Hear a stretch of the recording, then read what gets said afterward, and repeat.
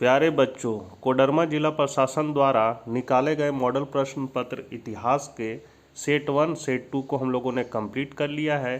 Set 3 का objective और अति लघु उत्तरीय जो प्रश्न है वो समाप्त हो गया है। आज हम लोग इस वीडियो में लघु उत्तरीय प्रश्नों को देखेंगे। चैनल पर पहली बार है तो ज़रूर सब्सक्राइब कर ले और अर्थशास्त्र के बच्चों तक यह वीडियो ज़रूर शेयर करें। तो चलिए हम लोग आज कुछ नया सीखते हैं। 8वां नंबर क्वेश्चन है, हड़प्पा सभ्यता की मुहरों का संक्षिप्त में वर्णन कीजिए। तो हड़प्पा स्थलों में पुरातत्वविदों द्वारा हजारों मुहरों की खोज की गई। अधिकांश मुहरें स्टीटाइड जो एक प्रकार का नरम पत्थर होता है की बनी हुई थी। उनमें से कुछ टेराकोटा, सोना, सुलेमानी चट, हाथी दांत और फेयंस से भी बनी हुई थी। मानक हड़प्पा मुहर 2x2 आयाम के साथ चौकोर आकार की थी। इसी में 8वां में क्वेश्चन है, हड़प्पा सभ्यता की नगर योजना की विशेषता बताएं। तो हड़प्पा सभ्यता का नगर नियोजन व्यवस्थित था। ये नगर आयताकार या वर्गाकार आकृति में मुख्य सड़कों तथा चौड़ी गलियों के ग्रिड पर आधारित थे। नगरों की मुख्य सड़कें एक दूसरे को समकोण पर काटती थी। आमतौर पर सड़कें कच्ची होती थी। 9वां नंबर क्वेश्चन है, अशोक के शिलालेख किन स्थानों पर मिले हैं। तो शिलालेखों और स्तंभ लेखों को 2 उप श्रेणियों में रखा जाता है। 14 शिलालेख सिलसिलेवार है जिनको चतुर्दश शिलालेख कहा जाता है। ये शिलालेख शाहबाजगढ़ी, मानसेरा, कालसी, गिरनार, सोपारा, धौली और जौगढ़ में मिले हैं। इसी का 8वां क्वेश्चन है, चंद्रगुप्त मौर्य के विजयों का उल्लेख करें। तो चंद्रगुप्त मौर्य ने किसको किसको विजय किया। तो पंजाब विजय किया। तो सिकंदर के स्वदेश लौट जाने तथा अकाल मृत्यु के कारण उनके सेनानायकों में कोहराम मच गया और वे राज्यों के लिए आपस में झगड़ने लगे। परिणामतः चंद्रगुप्त मौर्य और चाणक्य ने विदेशी शासकों की फूट और जनता के असंतोष से लाभ उठाकर यूनानी सेनाओं को पंजाब से शीघ्र मार भगाया और भारत भूमि में विदेशी दासता के जुए को हमेशा के लिए उतार फेंका। दूसरा है, मगध पर विजय किया। तो पंजाब पर अपना प्रभुत्व स्थापित कर लेने के बाद चंद्रगुप्त ने सैनिक संगठन किया। कश्मीर की पहाड़ियों के राजा प्रवर्तक से मैत्री संबंध स्थापित किए। तत्पश्चात पूरी तैयारी के साथ उसने नंद सम्राट धनानंद पर आक्रमण कर दिया।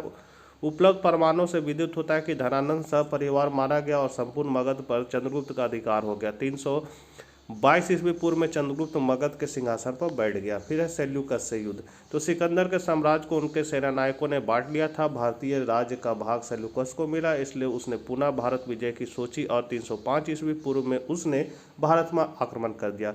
किंतु अब पूरी उत्तरी भारत चंद्रगुप्त मौर्य योग शासक के अधिकार में था और उसके पास एक शक्तिशाली सेना थी। अतः सेल्यूकस की सेना के अभिमान को चंद्रगुप्त मौर्य ने कुचल दिया। सेल्यूकस को चंद्रगुप्त के साथ अपमानजनक संधि करनी पड़ी। संधि की निम्नलिखित शर्तें थी।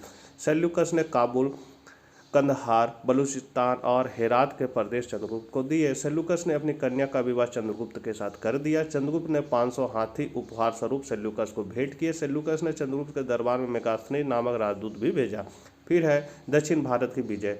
तो रुद्रदामन के जूनागढ़ अभिलेख से ज्ञात होता है कि चंद्रगुप्त ने सौराष्ट्र पर भी विजय पताका फहराई। मालवा और काठियावाड़ भी उसके अधिकार में आ गए थे, इसलिए दक्षिण विजय का श्रेय भी चंद्रगुप्त को दिया जाता है। 10वां क्वेश्चन है, इब्न बतूता द्वारा किए गए यात्रा का संक्षेप में विवरण दे। तो इब्न बतूता ने अपनी यात्रा का विवरण अरबी भाषा में लिखा है। इब्न बतूता एक अरबी यात्री, विद्वान और लेखक था। इनका पूरा नाम था Muhammad bin Abdullah ibn Battuta. Ibn Battuta मुसलमान यात्रियों में सबसे महान था। अनुमानतः इन्होंने लगभग 75,000 मील की यात्रा की थी। इतना लंबा भ्रमण उस युग के शायद ही किसी अन्य यात्री ने किया हो। अपनी यात्रा के दौरान भारत भी आया था। इब्न बतूता आरंभ से ही बड़ा धर्मानुरागी था। उसे मक्का की यात्रा तथा प्रसिद्ध मुसलमानों का दर्शन करने की बड़ी अभिलाषा थी। इस आकांक्षा को पूरा करने के उद्देश्य से वह केवल 21 वर्ष की आयु में यात्रा करने निकल पड़ा। चलते समय उसने यह कभी नहीं सोचा था कि उसे इतनी लंबी देश देशांतरों यात्रा करने का अवसर मिलेगा। कृष्णदेव राय के बारे में संक्षिप्त में विवरण दें। तो कृष्णदेव राय विजयनगर साम्राज्य के महानतम शासक थे।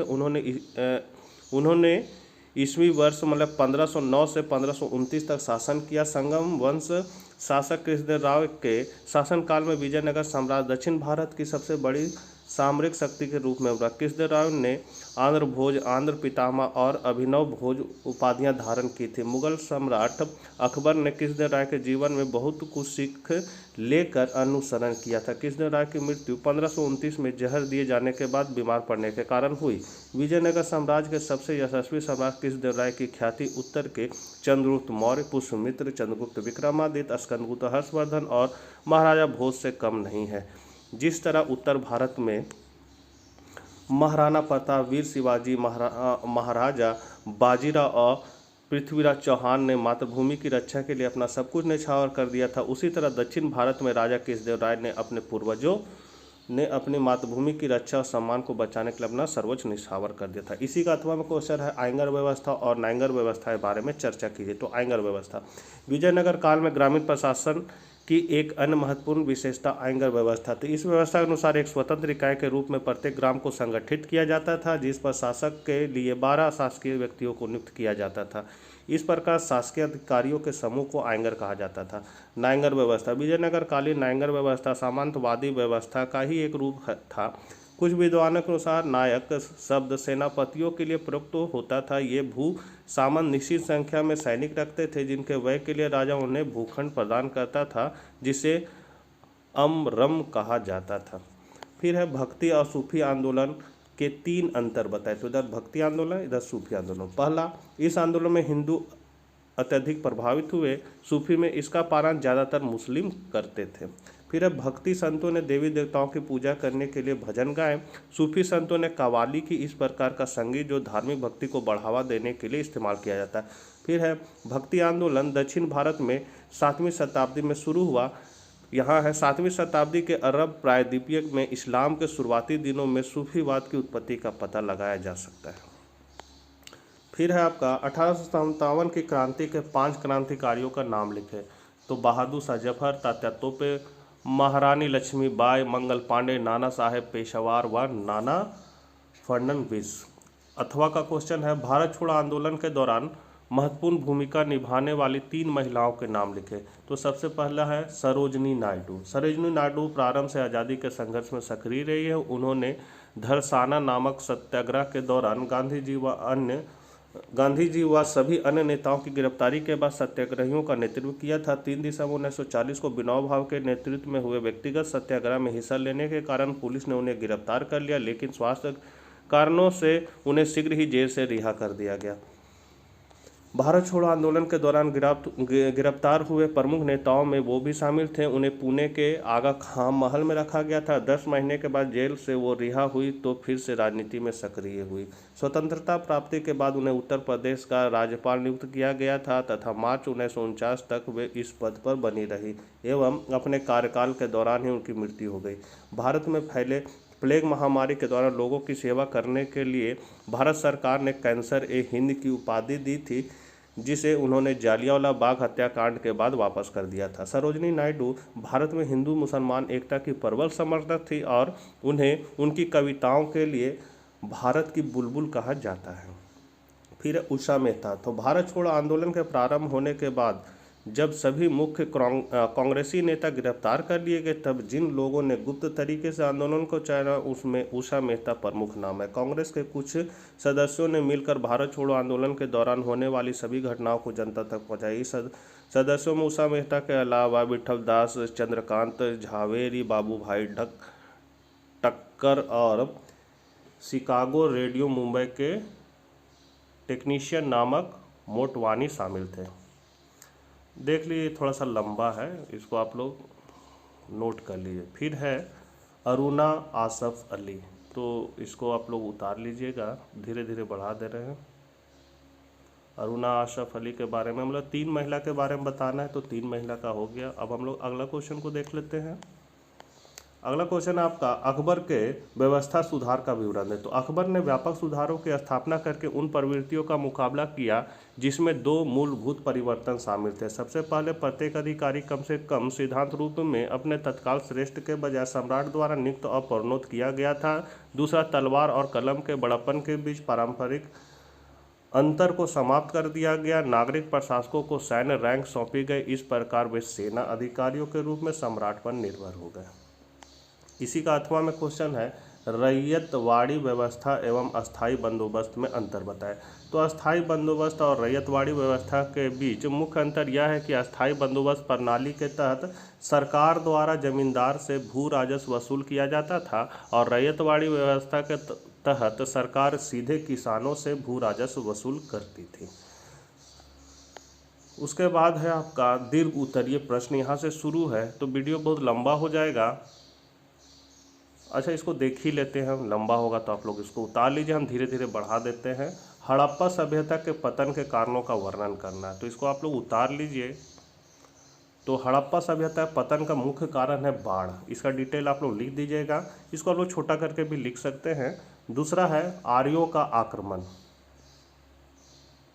मतलब जो हड़प्पा सभ्यता है उसका पतन कैसे हुआ, तो बाढ़ के कारण हुआ, आर्यों का आक्रमण हुआ, उसी का यहाँ डिटेल दिया हुआ है। फिर है जलवायु परिवर्तन हुआ,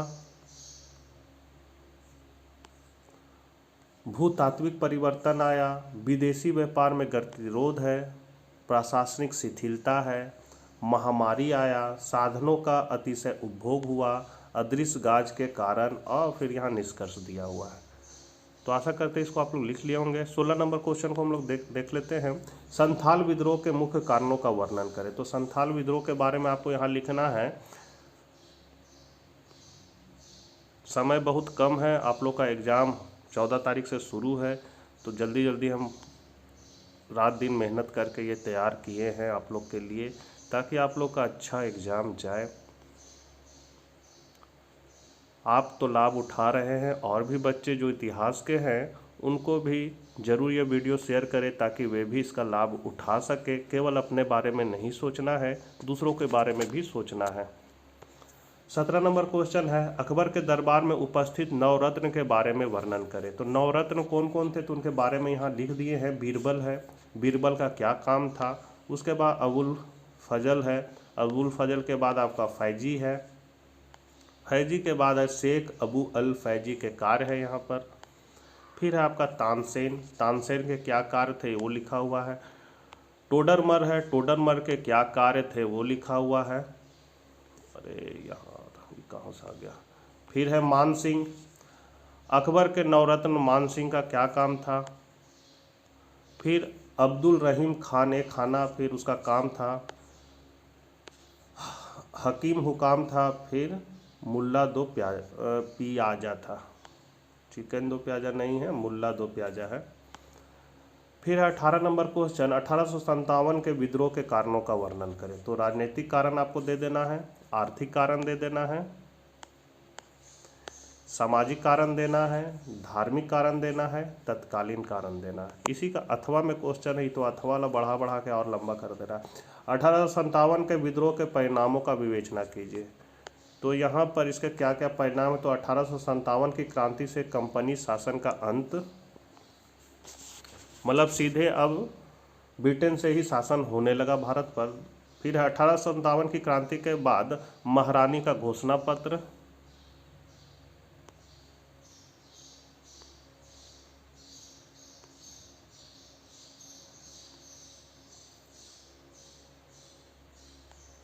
फिर है 1857 की क्रांति से सेना पुनर्गठन,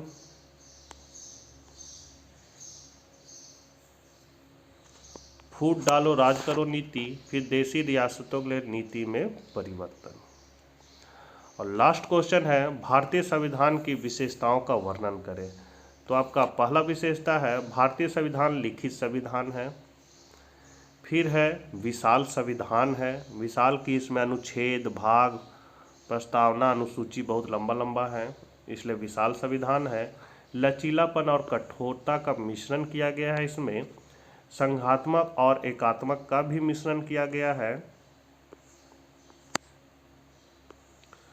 लोकतांत्रिक गणराज्य, एकल नागरिकता, संसदीय व्यवस्था, छोटा करके आप लोग लिखिएगा, हम पूरा कंप्लीट आंसर दे दिए हैं। संपूर्ण प्रभुत्व संपन्न राज्य। फिर इसका अथवा में है कैबिनेट मिशन योजना क्या है। तो कैबिनेट मिशन योजना के बारे में आपको लिख देना है।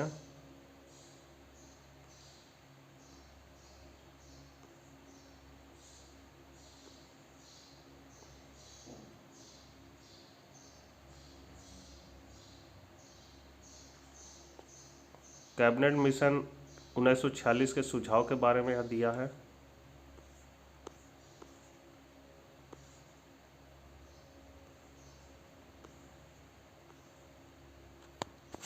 आशा करते हैं यह वीडियो आपके लिए उपयोगी साबित होगा।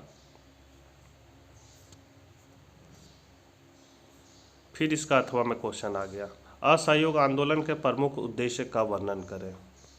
तो असहयोग आंदोलन के जो प्रमुख उद्देश्य है उसको पॉइंट बाय पॉइंट करके आप लोग लिख दीजिएगा।